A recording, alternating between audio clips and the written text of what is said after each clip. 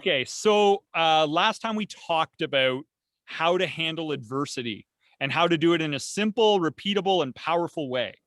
Like just taking a problem, asking yourself what's good, what can be learned, how can you make it better, and coming up with solutions and changing your state and increasing your resourcefulness and maximizing your learning curve and becoming solution focused and everything else.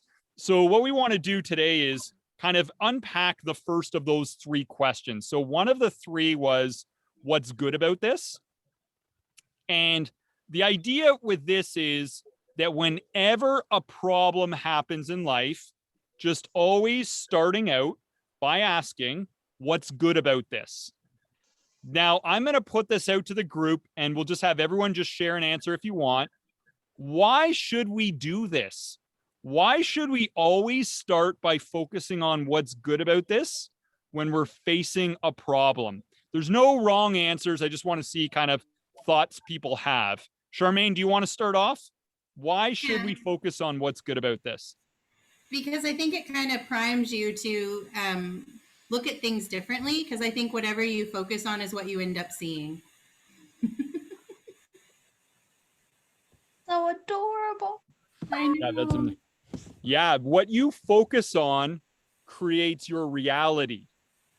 So if you're focusing on what's good about this, then your reality takes on that goodness, doesn't it? Yeah. Love it. Absolutely. Joel, why don't you share with us what you have to say? Yeah, similar perspective. I think you're more resourceful when you're in a state of looking for opportunities to solve problems rather than getting frustrated by the problem. Mm-hmm. And I think it makes it easier to solve it. Yeah, so it puts us into a resourceful state. Yeah, it also creates new opportunities that weren't there before. To grow yourself, to connect with someone that can help you with something, something that an avenue you wouldn't have taken otherwise if you just left it as is. Yeah, absolutely. Absolutely. So, another way of saying, you might say that is it just makes you more powerful with the situation. You can find the joys, you can find the opportunities because you're in that receptive state. So it increases your power for problem solving. It's like you're just leveling up, like you're turning from Clark Kent to Superman. All you got to do is ask what's good about this a bunch of times, and then that's what you do with your problems. Awesome. Chris, thoughts on why should we ask ourselves what's good about this? What's good about this is only the first step. It is a primer to get. It's like a ship that's out at sea. When it changes its course by 10 degrees, it might be 10 degrees in that moment, but that quickly expands exponentially as the ship starts to travel further. And when you're asking what's good about this, you're really redirecting your ship by that 10 degrees so that when you're doing the other steps, that's how you'll get that extra distance and change that course. I love it. I love it. Another analogy I like to use is if you have a telescope and you shift it just a millimeter, all of a sudden the end destination is hundreds of thousands of light years in a different direction. And when we shift our state when solving a problem in life, like problems really are the hinges of our future, right? The way that we handle every aspect of them. So that can lead to a far different outcome for us far down the road. Love it. Great point. Great point. Patty Baker, any thoughts? I really like the word priming because it primes us. I love this being, it puts you in a new state, a different state. It leveraging and leveling up. I love those words. I think also when we hit adversity, we're downshifting because we're like, whoa, what? And you either have the choice in that moment to then put on the brake or push the accelerator. And it's pushing the accelerator and in a lower gear to give you momentum to get up the hill. And so looking at the good in it in that way, I just think it gives you more power. That's the word I'm thinking of. Love it. Love it. So I'll throw in some ideas. Asking what's good brings peace. It takes the focus off of what's bad. That's a big deal, right? It reverses all the thoughts that create suffering. You know, as Joel said, we bring awareness to the opportunities and the obstacles. It pauses us so that we reflect before we react. Because if you don't stop to say what's good about this, you tend to go into reactive mode. And with human nature, that's usually not a good thing, right? Creates momentum, calms the mind. I think life sucks if you don't do this. Like, seriously, life will suck because problems are never ending. And if you don't at least discipline your focus, then things can get pretty challenging. You can't succeed at being human unless you cultivate the skill of seeing the good and the bad, because all pain comes from negative meaning, right? But we can always have the ability to find positive meaning in anything and therefore reduce all this non-essential pain we endure in our human journey. You know, so people might not want to think about that, but you have to, or there will be pain. It enables us to perform better. You know, as Charmaine said, you know, what you focus on creates your reality. That means that the good gets deleted if you don't acknowledge it and focus on it. The good actually gets deleted. Your human brain is a deleting machine. It deletes the information we don't consider useful or don't pay attention to. So your reality becomes a bleak and disappointing mess of problems and emotional pain. I think misfortune is just an opinion, like completely just an opinion. You know, everyone around here was like all upset about this invasive species, billions of caterpillars everywhere, and they irritate the skin and everything else. And I'm like, this is amazing. I'm like, they got cute little bootsy feet. They go bungee jumping on their little silk threads. They go on daring adventures. I probably have a bunch of caterpillars around me right now, even though I look like a huge monster. I'm like, no, I'm all about just appreciating them while they're here. And then I was like, I'm going to fill a bucket and use it like a kettlebell and make a workout video. And somebody commented, they said, bro, I think you have the world record in caterpillar bucket exercises. And I'm like, you know what? I think that's probably true. I'm probably a world record holder. I have the only official reps on record doing exercises with a bucket of caterpillars, right? Misfortune is an opinion. When we focus on what's good about this, we also accept reality rather than resisting reality. It's when people have this gap of how things should be and how things really are. The bigger the gap, the more the resentment, the more they indulge in unhealthy coping mechanisms like drugs and alcohol and victim mentality, because they're non-acceptance of reality. Just asking what's good about this closes that gap.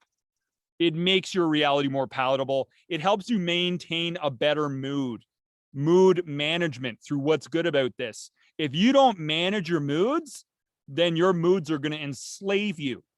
Okay, you are not even in control of your life, right? So I think those are some good things to think about why we should do this. And if somebody still doesn't think, why should we do this? Just give yourself more leverage, come up with more compelling reasons why you should always, always, always say what's good about this and rep that out to fatigue whenever there's a problem in life. Later on, we get into what can be learned, how can you make it better, but we need to just be masters of focusing on what's good about this, because otherwise we won't be as good at the other elements of problem solving. So let's go on to another question. Okay. I'm going to put this out to the group and just leave it open to just chat about, share whatever you want. Okay. So when we say what's good about this, it's kind of a general question, right? But we sometimes can come up with prompters that can, like, let's say we're stuck. We're like, what's good about this? I can't think of anything. Maybe we can break that down. For example, we can say, you know, what's good about this? One way to break it down, we can say, what do I have going for me physically in this moment? What do I have going for me with time? What do I have going for me with money, with health, with energy? You know, that's a way to break it down if I need to. There's many ways to break down what's good about this, kind of like sub questions, very specific things that we can do if we get stuck to prompt our thinking. So I was wondering if anybody has any thoughts on kind of like further ways we can break down this concept of what's good about this with questions we can ask ourselves to prompt some answers. Charmaine, do you have anything? I'm not sure if it's a question, but it's kind of like the beginning of a phrase, like, at least it's not, at least it's not this. Okay, so what you're doing is you're disempowering the problem. That's a great approach. So you could say, at least this situation can be improved. It could have been worse. At least the situation has a time limit. Like, this isn't an eternal problem. At least other people have faced this situation before. It's not new in all of humanity. At least people have faced this and become infinitely better because of it. Like, this isn't something that always makes people worse, right? So what you're talking about is disempowering the problem. How can we disempower this problem so that it doesn't seem so big and scary, right? Yeah. Love it. Great example. Joel? I kind of default to gratitude. Like, what could I be grateful for about this? Like, what blessings are there around me that I have to be grateful for? Because sometimes focusing on gratitude transforms a lot of things. Yeah, I love it. So a very kind of like positive outlook, taking inventory of everything you can be grateful for. And I talked about some of the physical things we could talk about, the things we can be mentally grateful for, the ability to come up with powerful ideas to overcome problems, the ability to get 10 out of 10 motivated, the ability to learn and improve, to be coached and mentored by wise teachers, the ability to not be disturbed if I make the choice. There's lots we can be grateful for that we can totally break that down if we want to just feel powerful.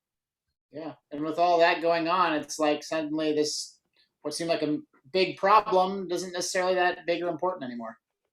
Yeah. And you can even, and with the gratitude, we talked about physical, mental, we could even go spiritual and make this problem really seem small. You could be like, what do I have to be grateful for?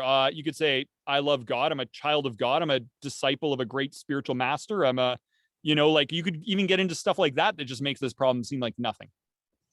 Right. And focus on those aspects of gratitude. Love it. Chris, over to you. How else could we break down what's good about this? I think when you use that phrase, what's good about this should really open up the aperture as opposed to closing it, so that you're feeling more about your emotions and your general focus on things. So when you're saying that towards a problem or towards a crisis, you immediately start to want to focus on your higher emotions, on your more positive emotions. And that's what I meant by it being a primer to get you in a different emotional state to start to address the issues. That other side of that coin is then the strategy side. What resources do I have available to fix the problem or crisis that is in front of me? So that's what you're really focusing on, is making you look at both sides of the coin.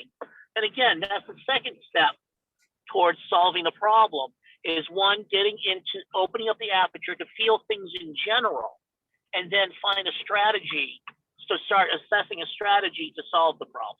Love it. So what Chris is talking about is radical resourcefulness, right? Like, what's good about this? Are there resources available to help me? If so, what are they? Who are they? Are there services that can help me in this situation? Are there technologies that can help me? Are there websites that can help me? Are there books that can help me? Audio programs or podcasts, videos on YouTube? Is there group support that can help me? One-on-one coaching that can help me? Conferences, seminars, what else? Like, I would just go radical resourcefulness. Like, let's just break this thing down to really increase our power as much as possible. Awesome. Love it. I would suggest you look at the radical resources of your internal world first. So you're looking for what you already have inside you, either be knowledge, emotions, desire, determination. It's that internal world of resources first. Then is the external world of resources. Yeah. So I really love this, because what you've just hinted at is super powerful, because we have many resources within us, like the memory of past successes. And if we tap into that, And if you relive some of your past successes when you've gone from struggle to success, it energizes you with bravery and courage. And you start to remember what's worked for you in the past, what your success ingredients were. Maybe you called up a friend. Maybe you kind of made a detailed plan. Maybe you chugged a pot of coffee and pulled all-nighters and did whatever it took to succeed. But you can start to think about that. Memories, different thought processes you have. Like there's a whole universe of resources within all of us. And all we need to do is go looking for it to access it. Amazing, amazing answer, my friend. See, that's why you have such a big fan club. You want to know why you have such a big fan club? It's because of answers like that. Yeah, they just keep the answers rolling. Another person you want to look at is David Goggins and his cookie jar. He's the same technique.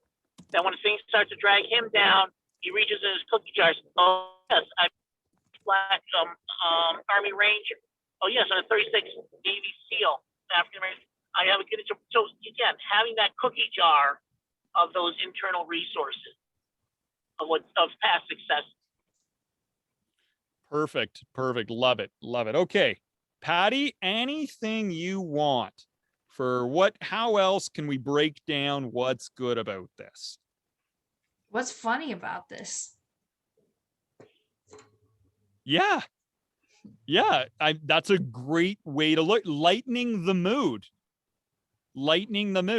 Because what that does is when you focus on what's funny about this, it brings you into the moment. That's the best way to bring somebody into the moment and be here now is through the use of humor, right? It's a very Zen monk thing to do, very strategic spiritually to increase mindfulness. So, I might say, the situation is hopeless, but it's not serious, like no matter what the problem is, just to lighten the mood, because it helps us manage our energy. Right? Things change, things fall apart. That's life. Like, we can still make the best of it somehow and find a way to be happy no matter how bad this thing gets. So I think just the whole idea of lightening the mood is such a wonderful way to really boost our power with what's good about this. So some thoughts I have on additional ways we might do it. We might focus on our own personal evolution through the problem.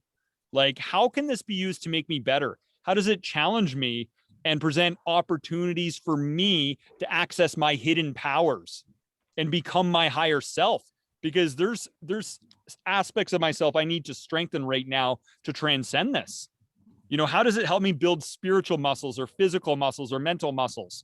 How does it compel me to move forward in life and define myself and my role and break me out of my limited thinking patterns and invite me to grow and develop and facilitate the next expression of my highest idea of myself, right? Like, how can it season my character so I can become more resilient, more resourceful, more patient, more understanding, more fearless, and develop the qualities that ultimately bring me more success in life? How can this get me inspired and push me over the edge? If it never happened, we didn't know how to deal with this, we might just stay stuck in our development. So I always focus on the personal evolution of it. I always focus on a positive outlook too. Like, I'm always like, what's an empowering way to look at this? Right. And you can take that in many different directions.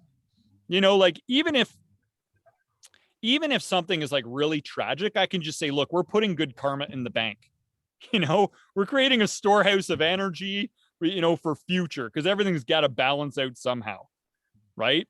I might focus on the opportunities, like, how is this a new beginning? How might this lead to new relationships, new ways of doing things, new experiences? What does this give the opportunity for? Could this expand my network of people somehow? Like, if you get an injury, you could meet a therapist that becomes very influential for you in some way for future in life. I might focus on the hidden benefits that are involved in the problem, the ways that it's serving and benefiting me.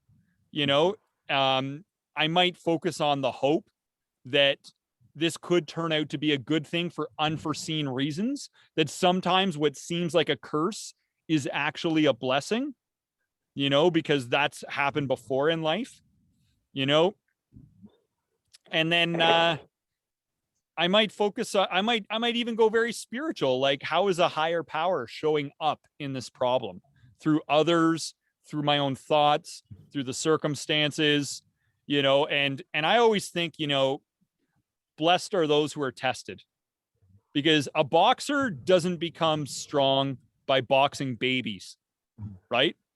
As Yogananda once said, you know, a boxer becomes strong by battling strong opponents. So if we're not tested, how else can we get better? Like, it's a blessing when we get tested. Stuff has to be uncomfortable to prompt us to face the challenges that will ultimately move us forward.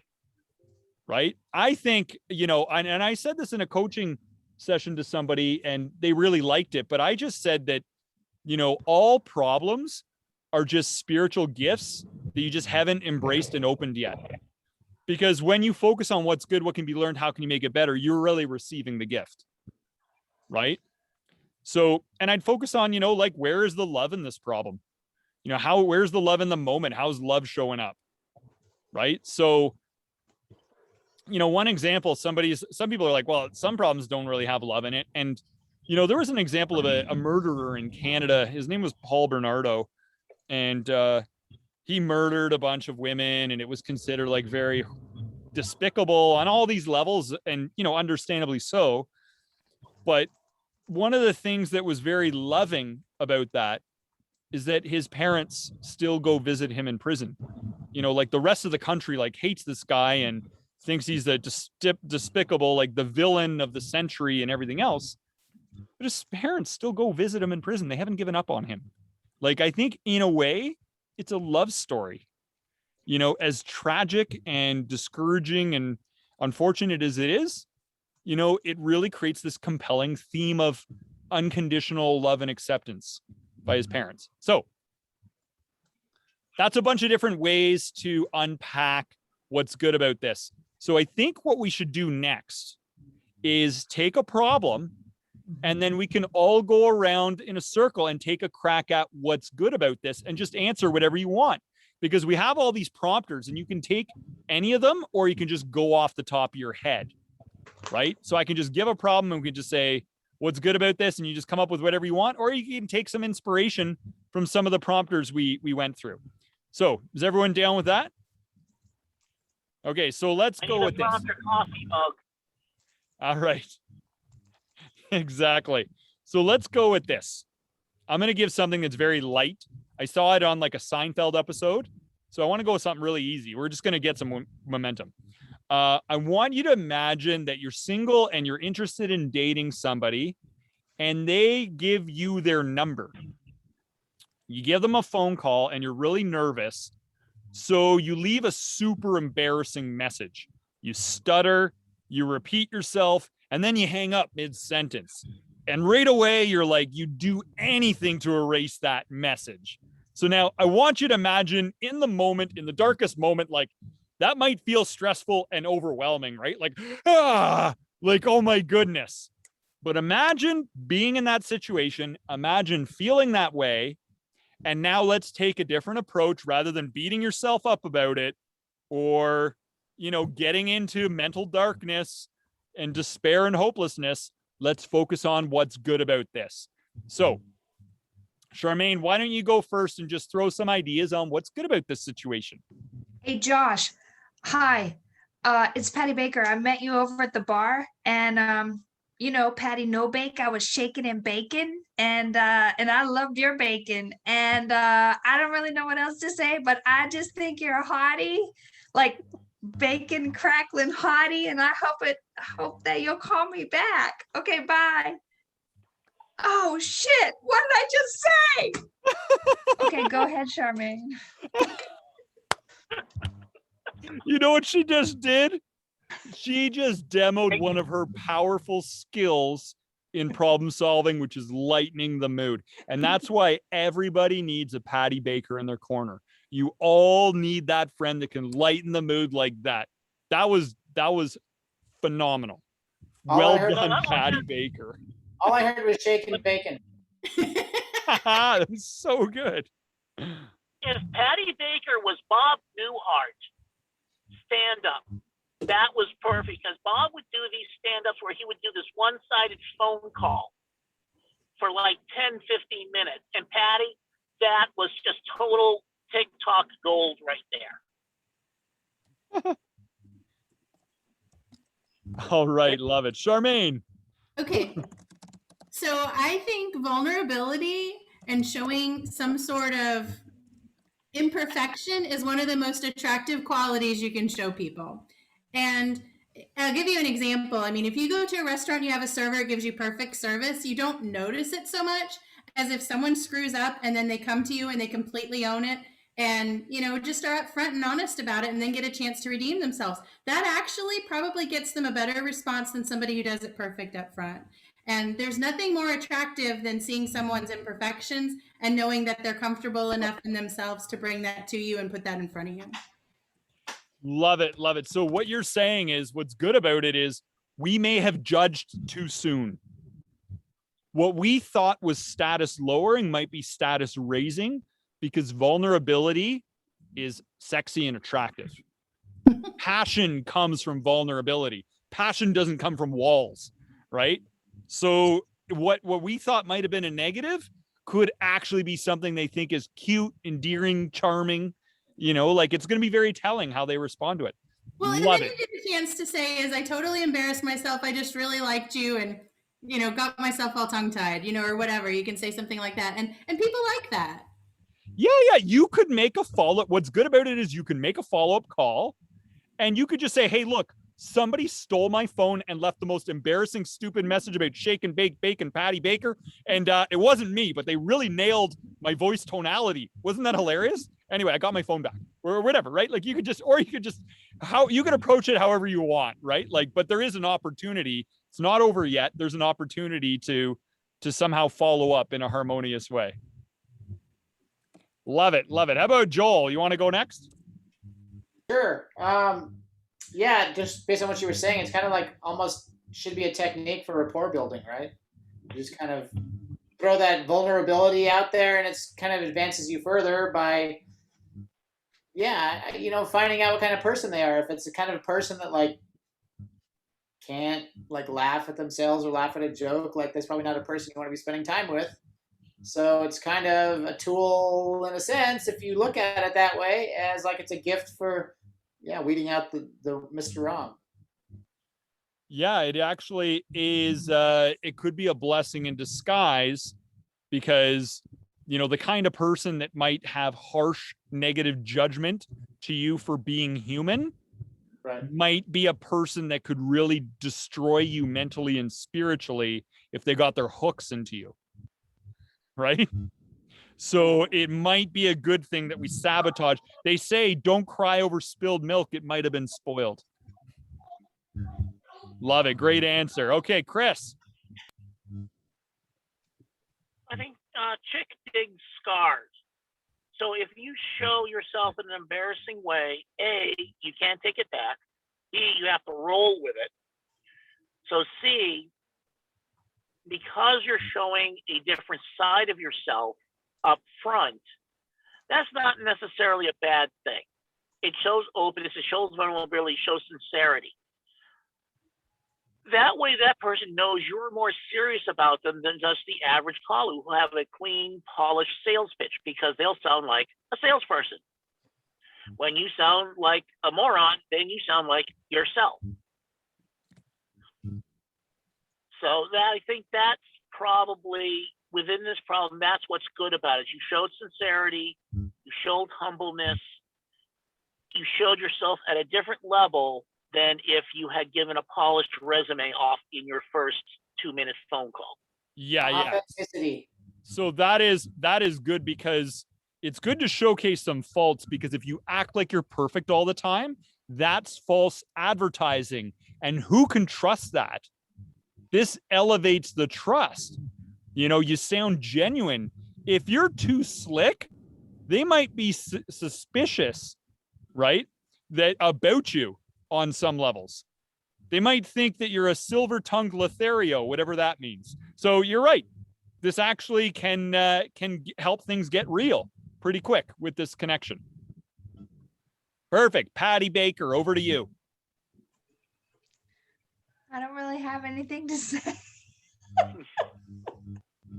that hasn't already been said. I mean, you know, authenticity, vulnerability, and transparency is where it's at. And when you live there, it's not perfect. And one of my employees said today, I live in an imperfect world.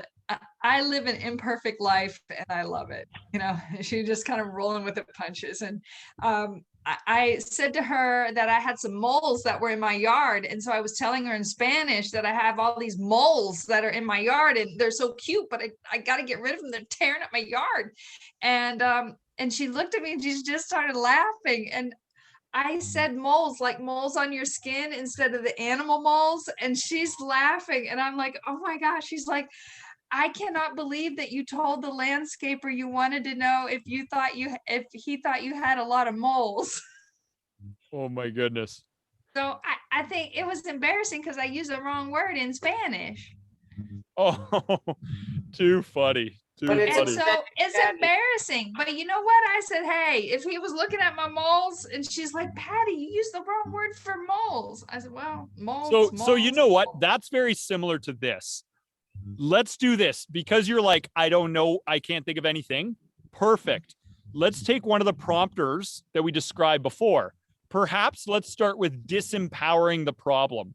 Like it could be worse. So how could things have actually been worse? Are they the last single man on earth? No, but I did text him back and I said, I didn't mean moles. I meant moles. Like I didn't mean. Oh, okay.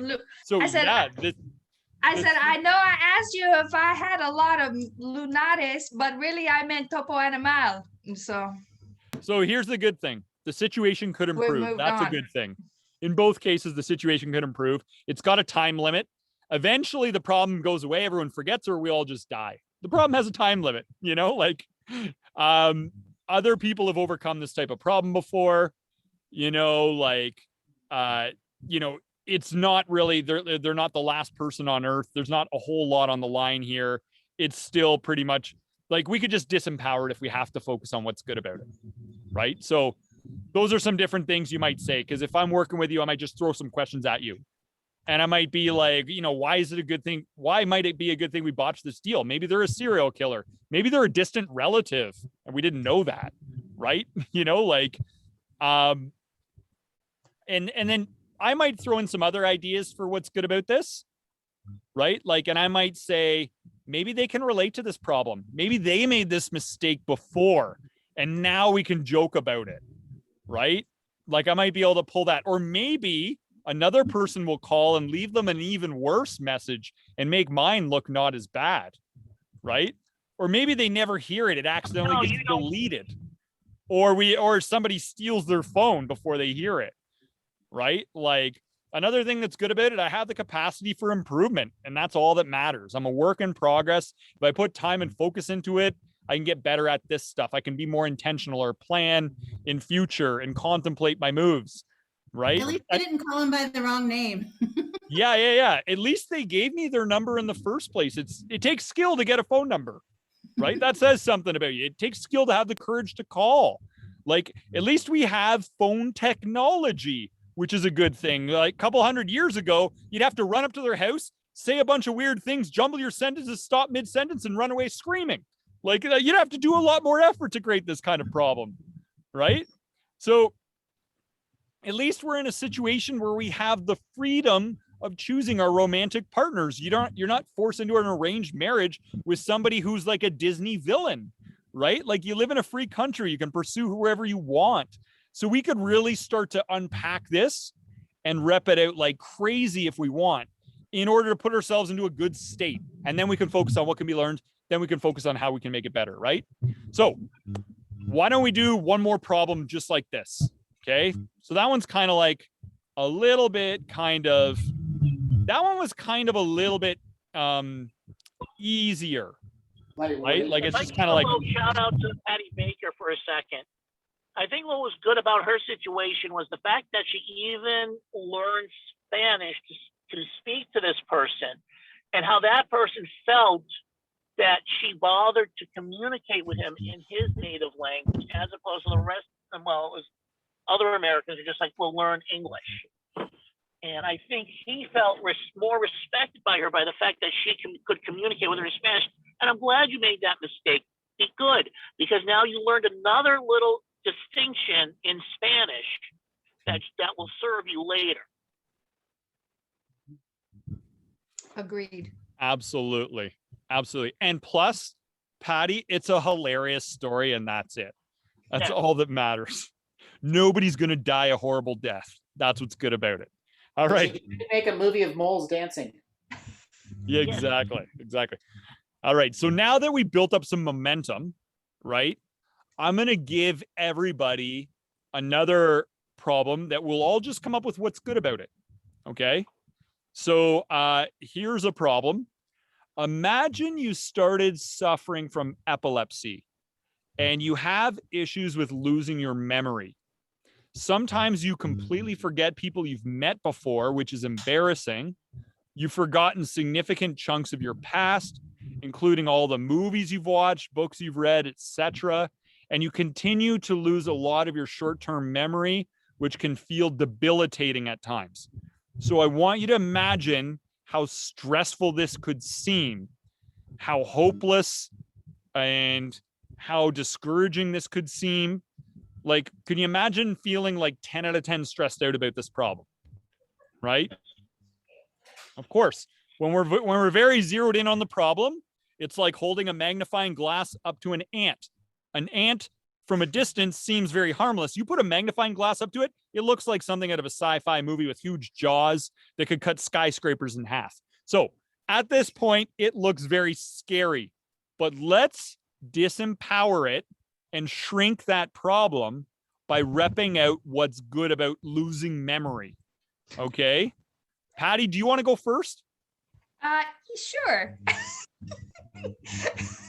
Go for it. So I have the a enthusiasm. dear friend of mine. She's my second mama, and she's 88 years old. She has dementia, and she has short-term memory loss. And so she calls like 2 or 3 times once I'm on her mind in a night. And then she realizes it later on that she's asked the same question like 5 times. And then she said, hey, I'll call you. Have a good evening, unless I forget that I've talked to you and I call you back. Like, she's with it enough to know she's going to call you back. So I think that's funny that she owns the fact that she's not with it. And she's just on the edge of, wait, did I already ask that? Wait, you told me that. Wait, where are we? Who's behind me? And so she says, okay, I'm satisfied with that until I have to ask you again, which could be in 10 minutes. Like, she knows that much. So I think just the humor of it, because everybody around you knows, hey, she's got epilepsy and this is something that she's working through. And if you can be with it enough to move along with it with humor, I'm back to that again. That's always my go-to. Yeah. So what's good about it is this sets a premise for a lot of really funny life moments. Totally does it. And that is amazing. And I love the way it's like, anyway, yeah. And unless I forget and I call you back, I love that. Awesome, Sharon. I love how you based it in a real life experience that's similar. Super good reply. Who wants to go next? What's good about losing your memory? Charmaine.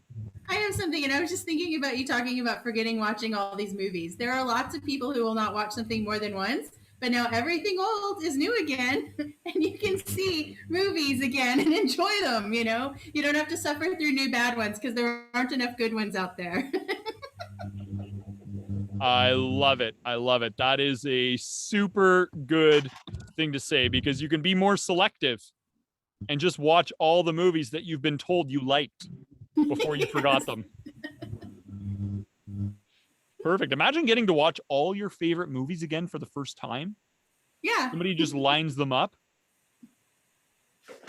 That's kind of where I was going with it. Was you kind of get to start a new life. Like, you don't have all this, limitations and people that have burned you and like things that have not went right. It's like just being born and you get this whole new world in front of you. Okay, you made a really good point. It's kind of Because what you're saying is you have all of a sudden developed the virtue of mercy and forgiven everybody for everything. Right? Like, because unforgiveness will literally rot your soul. But when you forget, like, it's forgive and forget and move on. Like, you've just been given the greatest gift. It's kind And of blissful also- ignorance. Also, what does depression usually come from? Focusing on the past.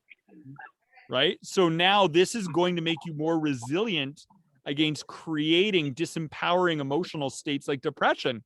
Because if you can't focus on all the bad stuff from the past because you can't remember it, then you can't create a depression recipe as easily. Right? You've just disempowered the vice of depression, the mental opponent of depression. Love it. Love it. Great answers. Chris, Yes, sir. what's good about losing your memory? I don't know. I forgot. Well played. Hey, you see this? That's a mouse drop right there. That's what Chris just did. It's like mic drop, but it's for our Zoom meetings. But as far as being able to forget things on demand, that's not bad. It's just like being able to DVR full of stuff on demand that you have to remember. Having stuff taken out is not a bad thing at all. In fact, it will make you fearless. In fact, it will make you stupid fearless because you forgot about the last time you fell off that cliff and broke both your legs. So you will be more than happy to try it again. So I think those learned limitations don't exist in their life. If you think about the comic book, the comic book character Daredevil, he supposedly doesn't feel fear or something like that. So it's kind of the same thing. If you don't feel your memories, they cannot hinder you, but nor can they help you. So it is a double-edged sword, but I think it's totally living in the moment with no past, maybe a future, but definitely with no past. Only thing that exists is the present, and if you're still remembering English, you're doing pretty darn good. Love it, love it. And I love so much about I love the idea that it makes you stupid fearless. And what you're talking about is such a profound thing that you no longer have your limiting beliefs that are based on your interpretation, your disempowering interpretation of past experiences. Because most of our limiting beliefs come from like the age of 6 and stuff, when we created meaning about the world and life and reality, and then we suffer the consequences until something can just wipe the slate clean and we get a fresh new beginning. It's like a beginner's mind. You know, Ram Dass wrote the book Be Here Now. It was like a cult classic. And the ability to just live in the moment is something people spiritually aspire to. And losing your memory can be considered somewhat of a spiritual promotion, because now you're living in the moment and the moment is the only one and true reality. So you may have just become more enlightened in that way.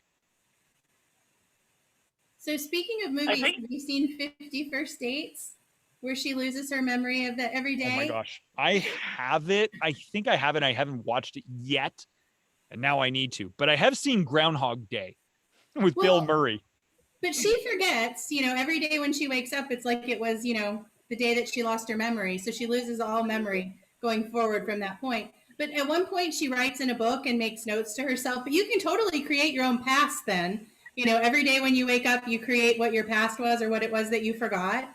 And then the guy she ends up marrying makes videos to kind of bring her about. And they do it a little bit different each day and keep kind of tweaking it. But you can kind of customize your past. Yeah. And you know what the thing is? We all customize the past anyway. Yeah. The past is not as we truly remember it. That's part of human self-deception. All we remember is an interpretation of the past, right? So, and then I think another thing is, memory, even if you are losing your memory, there is the capacity for it to come back, right? there is the capacity for memories to start to come back for various reasons. So this is not ever like sometimes people have dementia and then all of a sudden they remember their childhood again one day, right? Like some of these different things can come back if we need it. And that can be potentially encouraging, right? So can you guys see how we took an example that seems like one of the most discouraging things ever? And all of a sudden, it seems like we've taken a pain and turned it into a power. Kind Right, of like makes you want to go to like old nursing homes and be like, "You guys are so lucky." Now, by the way, Keep I going. have to tell you guys, this happened to me in a coaching session. I was coaching somebody who forgot who I was. Nice. And what happened was because they had epilepsy, they thought they were meeting me for the first time. And so I was like, so what I did was I said, they're asking me what I do. And I'm like, well, I said, I do mental toughness coaching, and it's kind of like giving people like the mental skills to overcome, to empower them in life and help them turn stress into power. And I said, let me give you an example. And I said, here's an example of something I teach. This is a 5-step success formula if you ever have a challenge in life. Okay. And I'm going to read you the 5, right? And I actually have his 5 here. I said, number 1, remind yourself and focus on your life priorities. Always do that first. Number 2, talk with those who have had similar experiences to whatever you're experiencing right now. Number 3, forgive yourself for not being perfect. Number 4, try to harmonize with your challenges, not create conflict with them. And then number 5, work and think hard. And he was like, oh, I love that. That's the best thing I've ever heard. He's like, did you come up with that? And I'm like, no, you did. I helped you come up with that. That's your 5-step success formula for overcoming any problem in life. And I'm like, look, we've met before.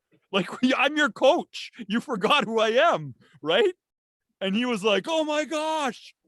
And then I was like, quick, here's what we need to do. We need to focus on what's good about losing your memory, right? And then he was like, I got to watch Star Wars for the first time. My wife is like, you loved these movies.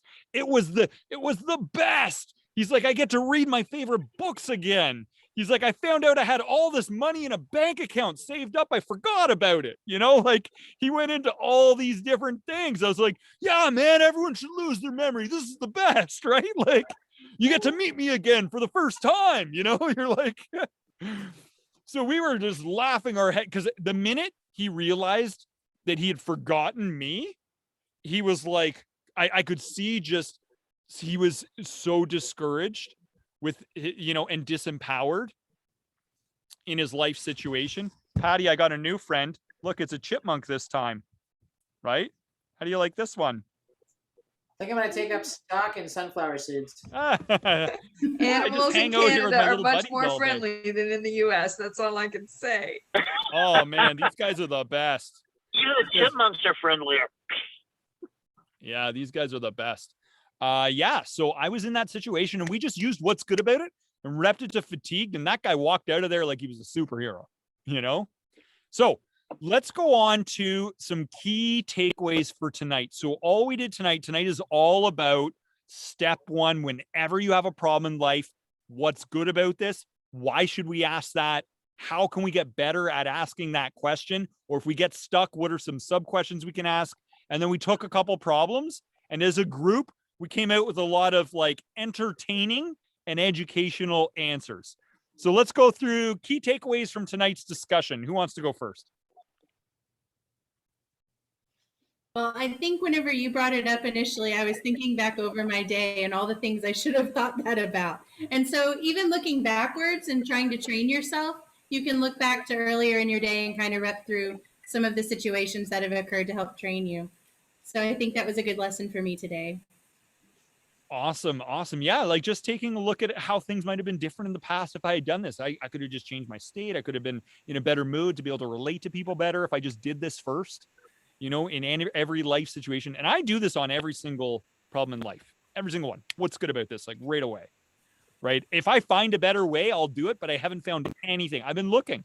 I don't think anything's better than doing this. You know, like I could be wrong, and you know, maybe I'll change my tune, but it's been like almost 20 years that I've just been like, this is just too good, you know, like pun intended. Okay, who wants to go next? Yeah, I I know. mean, Takeaway. I don't really have a key takeaway other than the fact that I make a lot of mistakes, and I just laugh my way through them, and so I'm good. I'm good. Part of your charm, right? humility. Yes, I guess. And you would.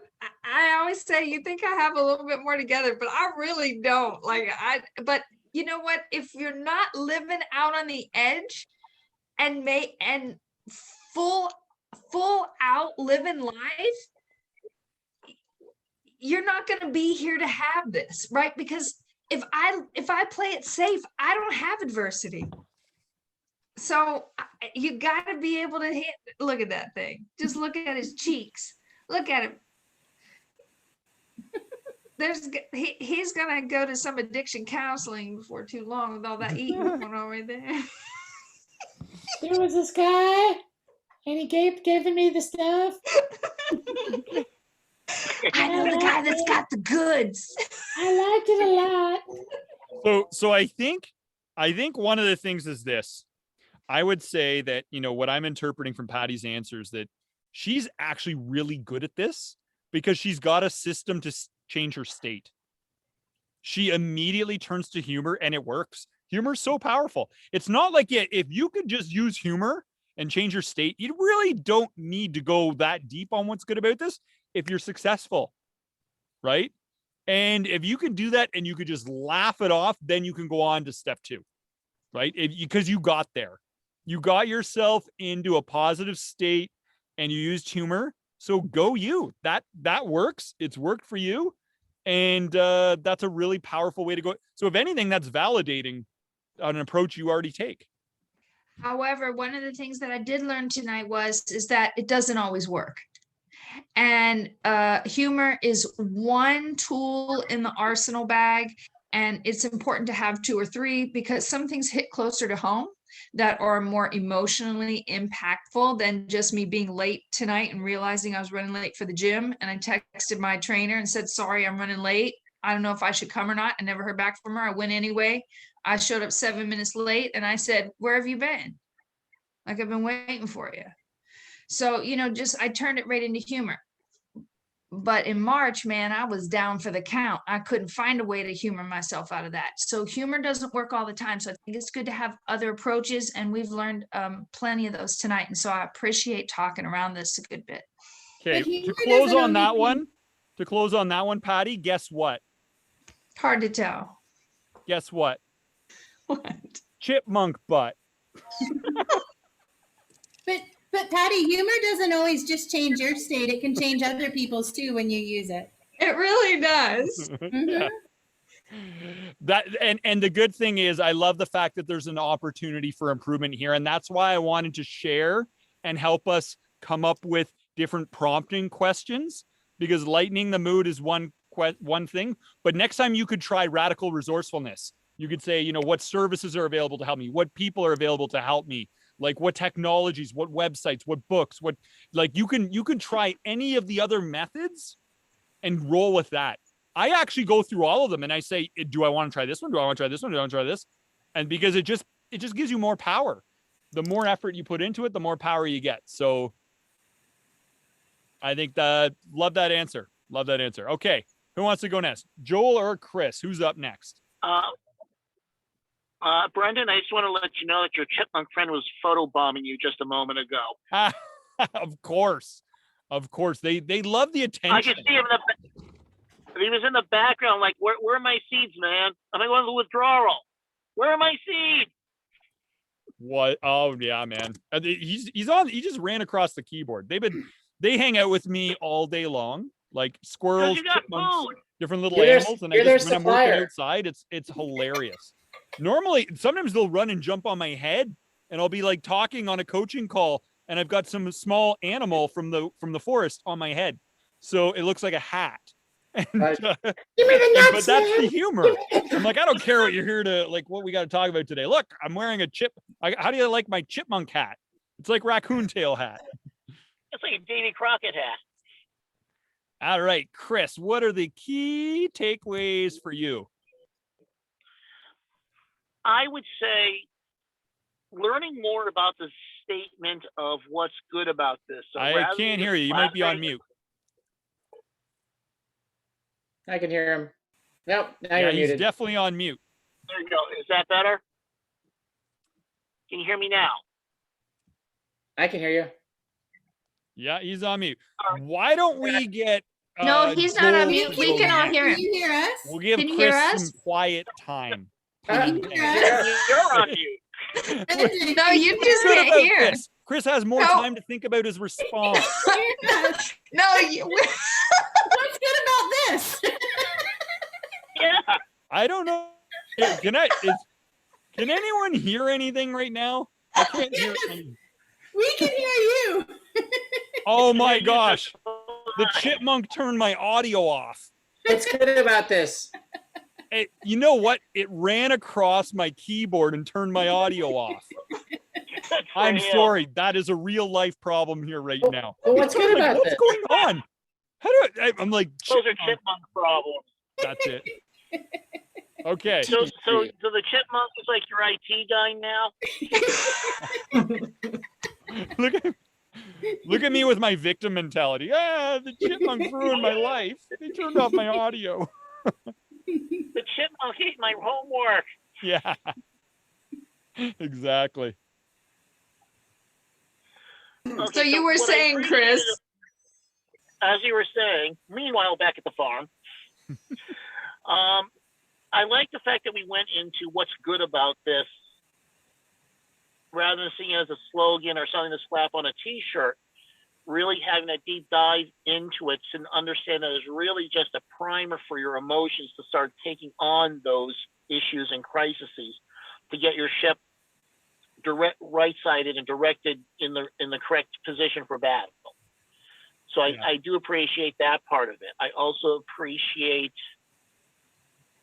learning the flexibility of this technique, that being able to handle multiple. I mean, it is so simple, but people think that things need to be more complex to be more effective.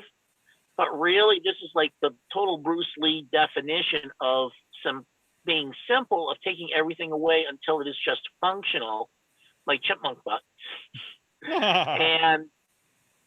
and making it simple. And I think that's what a lot of successful people do, is that they don't go for the big complex stuff. They just go for simple, fundamental techniques. And I think that's what we broke this down into, a simple, fundamental technique that can be easily followed and applied to any situation that might be around. And I do agree with Patty Baker, when things do hit closer to home, that usual plan A or plan B may not work. But this might be able to work in all three things, even in the more intense situations where, no, this is not funny, we need to fix this, and this is a crisis.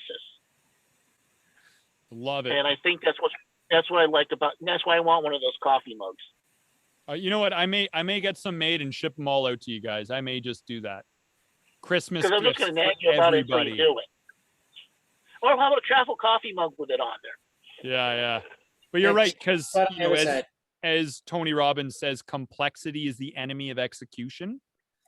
So if we just have 3 questions for life, that's it. What's good? What can be learned? How can you make it better? Then that is simple, repeatable, and powerful, which is key for all of us, right? Joel, key takeaways. it's KISS, right? Keep it simple, stupid. Mm-hmm. I really like the 3 things. Charmaine's, I didn't really think about it till she mentioned it, but retroactively going back, and like repping it out on stuff that's already happened. For me, a lot of times it's hard to catch myself in the moment because I get so caught up in the problem sometimes that I don't think analytically or like detached from it. So I think like it's like going to the gym, right? Lifting weights, to just think back on the day and like, you know, what were some challenges and yeah, what was good about it, and just like develop that skill set outside of the moment so that when you're in the moment, you're more apt to adapt it. And I also liked what Chris was articulating, and I've already heard this analogy many times, but for some reason, I'm thinking a lot of this in the context of my 10-year-old son, who tends to get very reactionary when stuff happens and tends to get focused on the bad parts of stuff that happens. Like, that's all he focuses on is like the bad stuff. And I'm like, dude, if that's all you focus on, you're going to have a not fun life. And so just what Chris was saying, about the trajectory, I think that's a great way. He loves science, and I think that's and numbers and math, and I think that's a great way to explain to him, like, yeah, whether it's the rocket ship or the ship or whatever, like, 5-degree shift, 10-degree shift is not that much, but you take that out over, 100, 1,000, 10,000 miles, like, where are you at now? And like, if you stay on that mental course of being reactionary to things, you're in the shift, but you're in a much different place. And so again, my big takeaway is how to adapt all that as a parent, because I've been in need of, better parenting techniques of late, just because, the kids get frustrated with each other.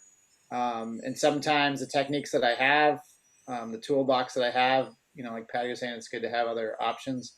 They don't work. And so it's good to have options to try out there to improve the problem. Yes, love it. And I think, one of the ways to look at it too is that in being in that situation, the discomfort is once again a prompt to develop your hidden powers of leadership. And being a leader is like being a thought leader. Oh, that's it. Like, get over here, chipmunks. It's on. We got a showdown. Right? Also, I also liked how you kind of talked about the gym, and really it is like building muscles at the gym.